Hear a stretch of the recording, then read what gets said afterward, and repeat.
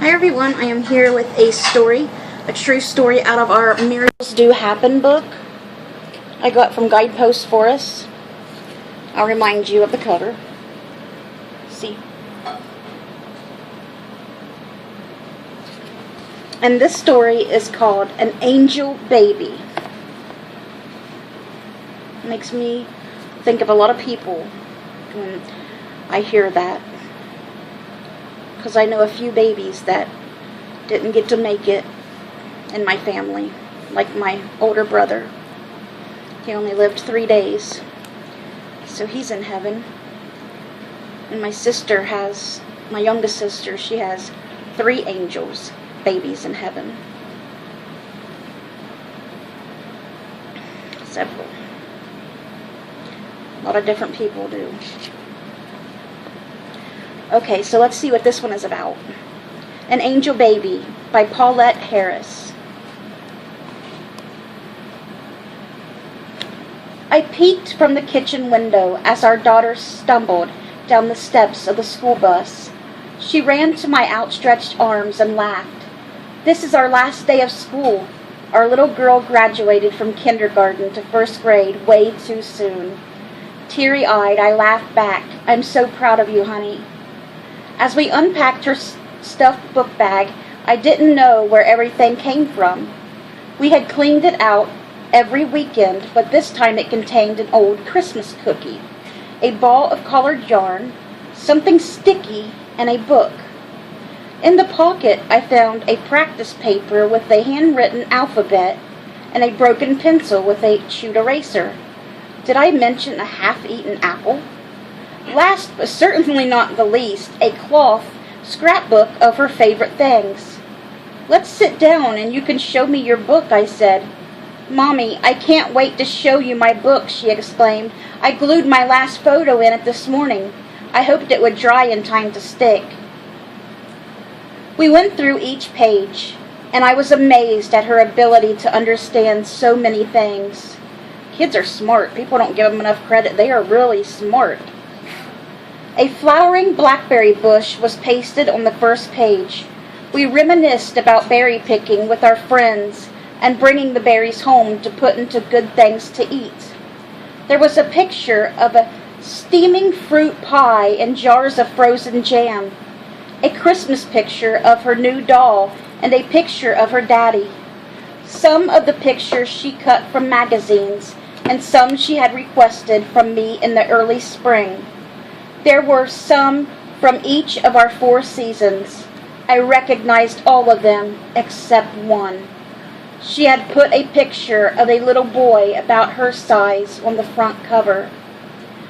He wore a school uniform and carried his books tied in his belt, slung over his shoulders, so that had to be back years earlier.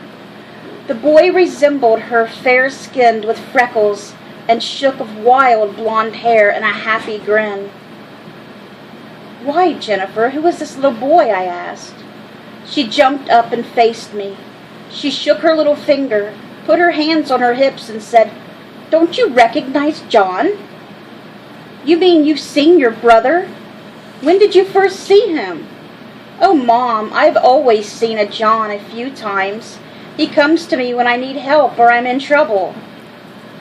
About 1.5 years earlier, I was in the middle of my pregnancy when my mother-in-law spent the weekend with us on her way to Texas from Seattle, Washington. She arranged for a layover in Sacramento, California to visit us. As we settled into the car after picking her up at the airport, the sweet woman chided me for coming along. She believed it was unhealthy for pregnant women to ride on bumpy roads. That evening, we all retired early. We wanted to rise with the sun to enjoy a nice long weekend together, but around midnight I woke, feeling on high alert. I tried to go back to sleep, but a quiet voice insisted that I wake up.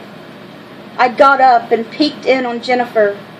Both she and my husband Jim were sound asleep. Things didn't feel right, and I became concerned. I went downstairs to call the ER, then went to wake Jim, and he woke his mother. My water suddenly broke, and I realized I needed to hurry to the ER. After I miscarried a boy, the head nurse asked if we wanted to baptize the baby and if our son had a name. His name is John, I said.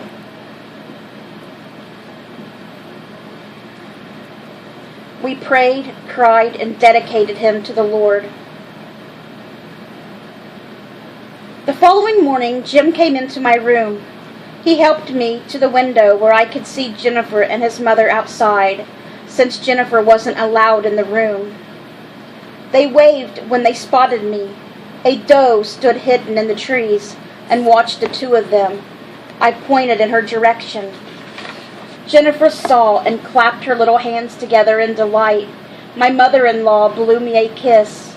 It's about 40 years, but Jennifer often reminds me of this incident. She said a couple of times recently John has come to encourage and support her when life's circumstances get tough. We don't doubt that John serves as a protective angel from the God of our hearts. I don't doubt it either, not for a minute, because I know they can do it, and I've seen things, many things. Trust me, most people do not believe it until they see it themselves, but it happens. And I've heard stories of somebody in my family when they were young tell about things like this. They actually had a person that they talked to all the time when they were a kid just blurted out this name of this little angel girl that they had never even heard that name in their entire lives, and described what she looked like, and it was so true, so true. Many experiences. I believe it 100%. I know a lot of people laugh because seeing is believing to a lot of people. Trust me, it's real.